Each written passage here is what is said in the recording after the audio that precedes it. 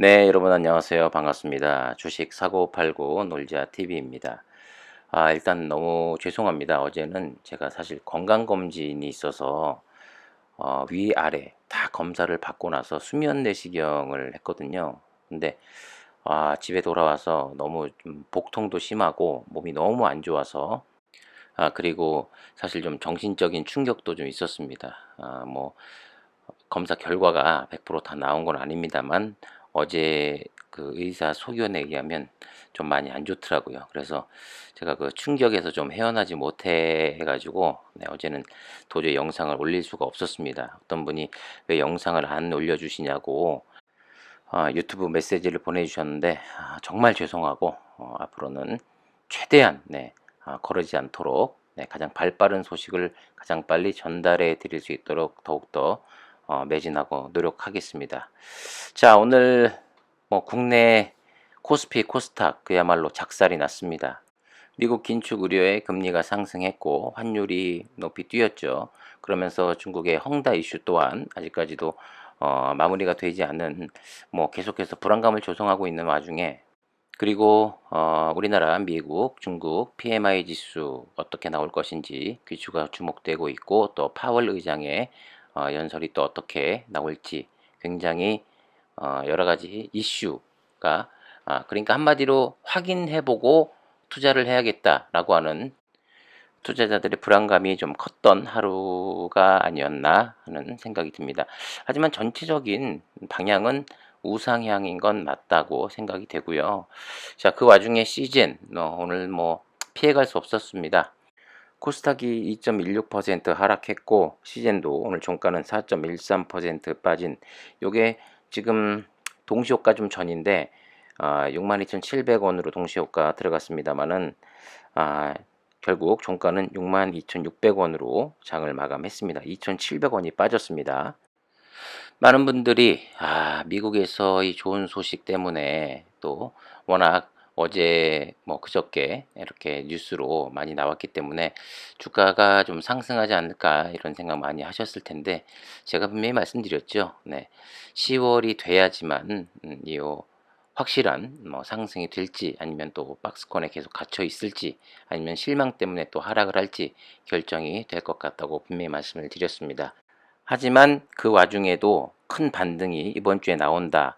그 이유는 바로 미국에서 바로 어떤 큰 회사와 어떤 병원과 각종 계약이 성사가 된다던가 바로 그럴 경우에는 정보력이 상당히 그 외국인 투자자들이 빠르거든요. 그러면 주가가 바로 상승하는 그런 모멘텀을 볼 수가 있을 텐데 지금 상황으로 봐서는 그런 일은 아직은 일어나지 않을 것 같다라는 그런 생각이 듭니다. 이 외국인 투자자들의 정보력 그야말로 하이에나들이거든요. 아주 기가 막히게 합니다. 냄새를 맡습니다. 그렇기 때문에 뭔가 매출에 관한 이 이슈가 일어날 것 같다라고 하면 바로 움직일 겁니다. 그런데 이렇게 주가가 계속 힘을 못 쓰는 거 보면 아직까지는 미국에서 그렇게 큰 호재는 들려오고 있지 않다라는 것을 알 수가 있죠. 주식시장에 그런 말들이 있습니다. 많은 그 주식 명언 가운데 계란을 한 바구니에 담지 말라를 비롯해서 무릎에 사서 어깨에 팔아라. 그리고 주가는 실적을 배반하지 않는다. 이런 말들 수많은 말들이 있습니다. 그리고 주식으로 큰 돈을 번 부자들을 인터뷰를 하면 항상 나오는 그 공통된 이야기들이 있습니다. 그 이야기 중에 하나가 바로 좋은 주식을 오랫동안 장기 보유해서 큰 돈을 벌었다. 이런 이야기를 참 많이 하지요. 그런 면에서 볼 때 과연 나는 어떠한 투자자인가? 계란을 한 바구니에 담지 말라고 했는데 너무 시젠만 높은 비중으로 한 바구니에 담지 않았나 그런 생각을 또 많이 하게 되고 또 무엇보다도 그래 장기 투자를 해야만 돈을 번다고 하는데 시즌이 장기 투자할 종목으로서 과연 좋은 주식인가 그런 생각을 다시 한번 하게 되죠.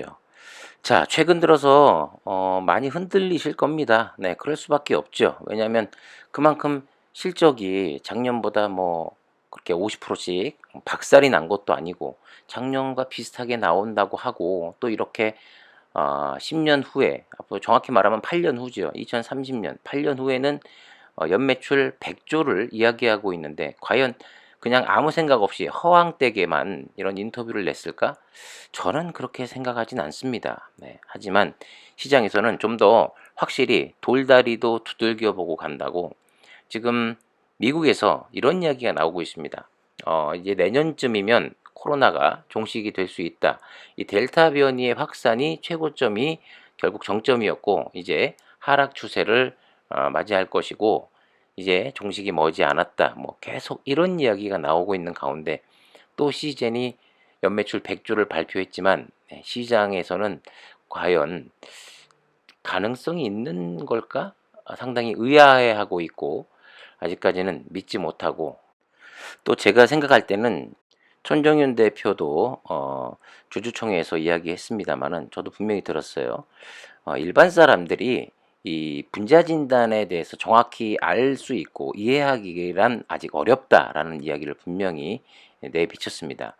그러니까 시장에서는 뭐 숫자, 그리고 앞으로의 실적, 그다음에 뭐 가능성, 이것만 주로 눈에 보이는 그 가시적인 것만 많이 판단을 하기 때문에, 정확히 디테일한 부분에 대해서 아직 이 분자 진단에 대해서 이해도가 많이 떨어지는 것도 사실이고, 또 하나는 사실 좀 너무 먼 이야기이기도 합니다. 네. 앞으로 8년 후에 연매출 100조는 당장 뭐 6개월 후, 1년 후를 보는 것이 아니라 8년 후에 대해서 언급을 했기 때문에, 시장에서는 아직까지 큰 메리트를 못 느끼고 있고, 무엇보다도 지금 이제 뚜껑이 열렸으니 이 분자 진단 기계에 대해서, 새로운 기계에 대해서 앞으로 매출이 얼마나 나오고 또 가시적인 성과를 얼만큼 이뤄낼 수 있느냐에 따라서 분명히 냄새를 맡고 들어오던가, 아니면 별 관심을 못 느끼던가, 네,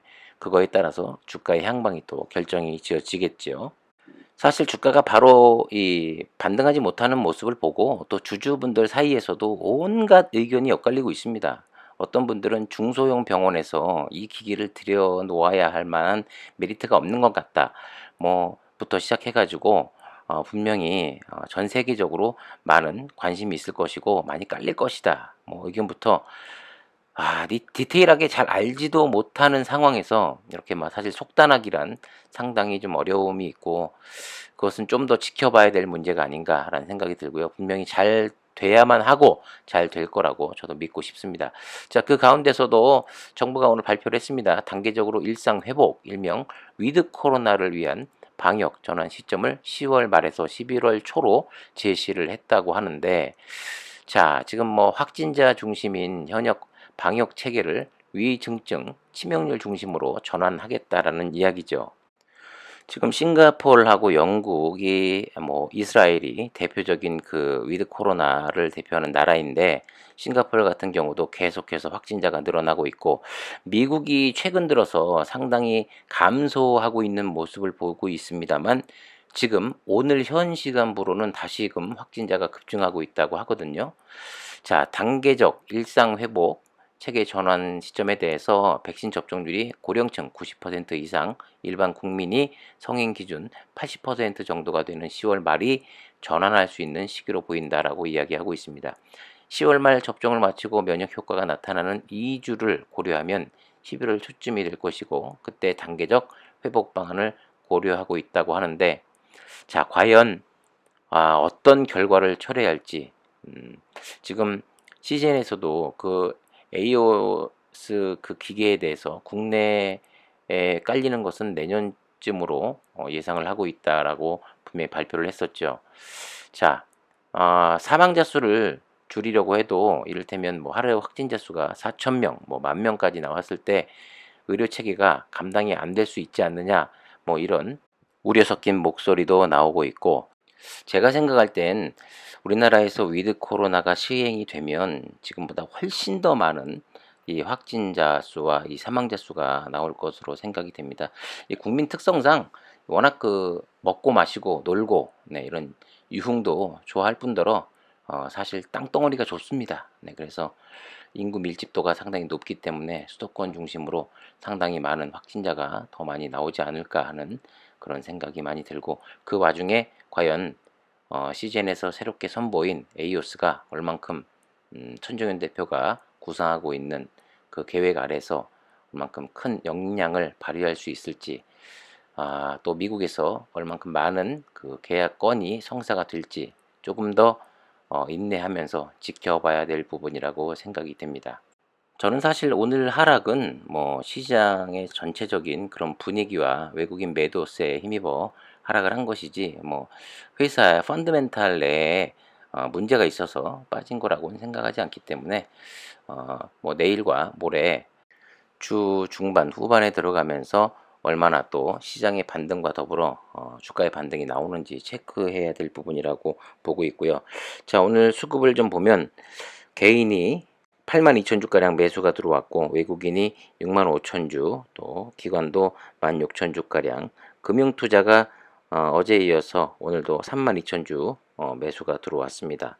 이렇게 보면 외국인들이 사실 회사 펀드멘탈에 뭐 자체 문제가 있다라고 생각이 됐으면 이 정도 물량이 아니라 오늘 같은 날은 뭐 20만 주, 30만 주씩 던졌을지도 모릅니다. 그런데 일단 그렇게 큰 매도는 아니기 때문에 좀 더 추이를 지켜봐야 될 부분이다, 이렇게 말씀드리고 싶고, 물론 힘이 들고 짜증나고 합니다만은 어떠한 결과가 나올지 아직 모르기 때문에 숨 죽이고 지켜봐야 할 부분이고. 자, 영상 끝까지 보신 분들 감사드리고요. 구독과 좋아요, 알림 설정 부탁드리고, 내일도 좀 더 발빠른 소식으로 여러분들에게 좋은 정보를 전달해 드리도록 하겠습니다. 지금까지 주식 사고 팔고 놀자 TV였습니다. 감사합니다.